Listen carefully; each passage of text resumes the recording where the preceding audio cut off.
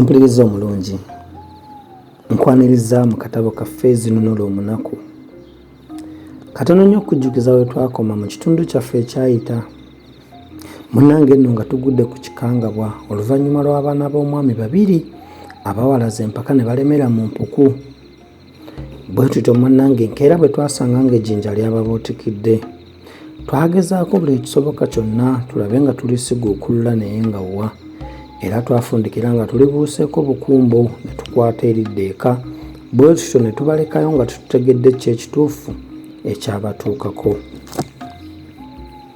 Nkwaniriza mu kitundu kyaffe ekisembayo kusuula olubaya lwa ggoonya. Omwalo twasanga gukubyeko abantu nga buli omu ali ku gugwe, abamu nga beemugguunya, abalala nga beemunkuulira birungu, ate nga waliwo abeenonera ebyennyanja ebikalu n'abeefulukutira eyo mu maato.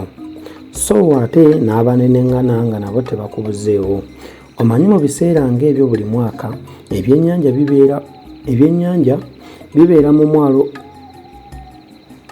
Omanyi mu biseera ng'ebyo buli mwaka ebyennyanja bibeera mu mwalo guno biba njolo, anti okumanya nga byadiibuukanga nga n'abawejjere baddako akadda, kubanga olwo n'omunkuseera ow'emino obunwe gy'ensimbi ng'asobola okwegulirayo ekyennyanja n'atabikonga lusu. Naye ku mulundi guno abantu bonna baali yaasiyaasi, kubanga ebyennyanja tebyali nfaafa nga bulijjo.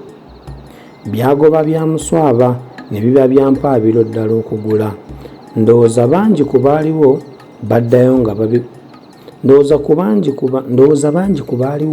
baddayo nga bakomba mannyo, kwe kulaba nga waliwo n'abanenengana nga basottanira ebyennyanja. Ffe ku mwalo tetwalwawo nnyo nga tunyeenya tulagaka, anti nga n'empaabiro zaatuwedde. Twasanga abeeka batunuza bikalu olw'okweraliikirira nga tebamanyi gye twalaze na byatuguddeko. Okugenda okumalayo ebigambo by'okubuuza nga mmeeyi emmere yagiisizza dda.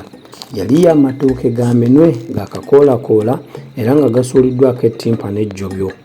Bwe twamala okulya nga tuzzeemu omuzinzi, bannaffe ne bawerawo ne tubanyumiza ebyatubaddeko ne batukulisaayo nnyo. Ekyemisana tekyalwa ne kijja. Mikolo yattirako enkoko ye ey'ekitulazi okwekulisa ennyanja. Nga tukwata mugabuguma ng'obubuto bubwegerera ddala. Ekyemisana ekyo kyagenda bitege. Gaba galinnya gatyo olunnyo nga nnyinimu zikomyawo.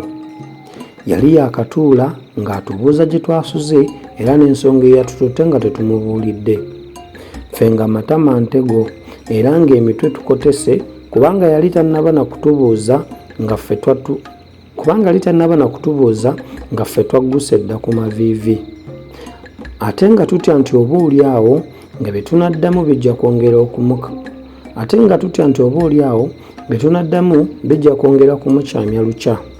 Kubanga newankubadde ye teyayoleka busungu, mmeeya yali yatubuulidde dda nga bwe yali atunyooledde. Nga wayiseewo ekiseera, Mikolo n'amunnyonnyola ebyatutuuseeko. Ng'amaze okubiwulira nassa ekikkoowe nga yennyamidde n'atugamba nti, ekinywi n'abaana b'omwami bwe mutaakitte baana bange, mujja kutuleetera kalunsambulira. Naffe ne tumusuubiza nga bwe tujja okuwanda eddusu mu kannya, ne tuddayo mu kayumba kaffe. Tuba tuli omwo nga nze ŋŋenderera okwebaka. Mmeeya n'ajja okwongera okunyumizibwa ku by'eggulo. Naye newankubadde nali sikyayagala kubyogerako, ye olw'okuntaayirira n'okunkemetterera, ate era ng'embeera ye ku ffe tetusobozesa kumumma ky'asaba, nawalirizibwa okumuddiramu buto byonna okuva ku ntono. Emboozi yaffe yali ekendeera era ng'etandika okuseebengerera nga n'ebyokunyumya bisigadde bya kunogeza bunogeza. Mu butagenderera n'ensinya ku kigambo ekyanyumira ennyo mmeeya era ekyalabika nga kyamulidda ku mwoyo kimusiiwa. Namubuuza bubuuza nti, ye bannange, omuwala gwe nalaba ew'omwami erinnya lye y'ani? Ko mmeeya nti, lwaki omubuuza? Omwagala? Ko nze nti, nedda simwagala, naye ekirowoozo kingwiridde bugwizi nenjagala mmanye erinnya lye. Ko ye nti nedda, gundi omuwala ono omwagala bwagazi. Kale lwaki abalala bonna boolaba tobambuuza mannya, naye n'ombuuza eri oyo gwe walabako olumu ate nga luwunguko? Ko nze nange mbuuzizza bubuuza. Meeya yagaana.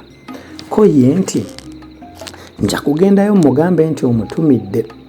Ko nze nti togeza n'ogenda weetumiikiriza, sinze mbikutumye. Ko ye nti tomwagala? Nze ne muddamu nti nedda. N'ambuuza nti mubi? Ko nze mulungi. Gwe buli mulungi gw'olaba omwagala? Ye n'aseka busesi era n'amaliriza na kino nti naye abaffe bwe naamugamba onookola otya?